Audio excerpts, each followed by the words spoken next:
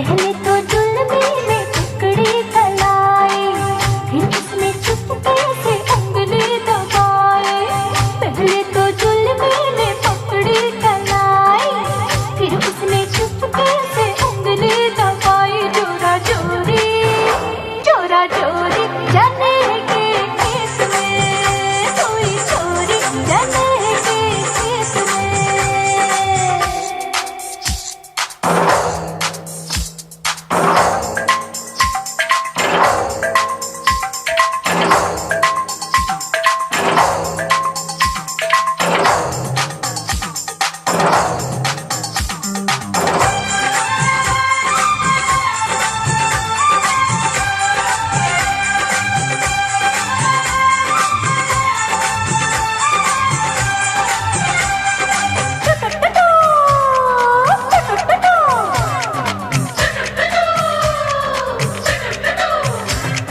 मेरे आगे पीछे शिकारियों के घेरे, बैठे वहाँ सारे जवानी के लुटेरे। मेरे आगे पीछे शिकारियों के घेरे, बैठे वहाँ सारे जवानी के लुटेरे। हारी मैं हारी पुकार के, यहाँ वहाँ देखी निहार के, यहाँ वहाँ देखी निहार के। जोबन पे चुनरी गिरा के चली थी, जोबन पे चुनरी गिरा के चली थी।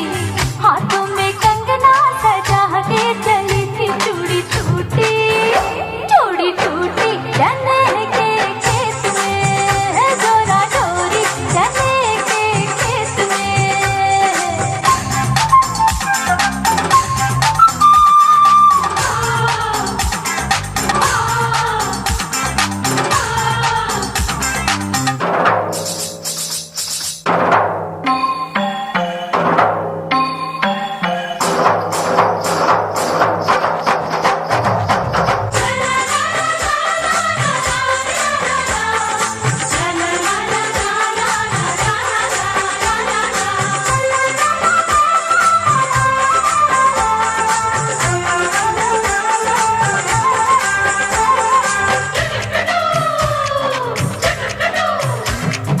तौबा मेरी तौबा निगाहें न मिलाऊं, ऐसे कैसे सबको कहानी मैं बताऊं। तौबा मेरी तौबा निगाहें न मिलाऊं, ऐसे कैसे सबको कहानी मैं बताऊं। क्या क्या हुआ मेरे साथ रे, कोई भी तो आया न हाथ रे, कोई भी तो आया न हाथ रे। लहंगे में गोटा चढ़ा के चले थे, लहंगे में गोटा चढ़ा के चले थे।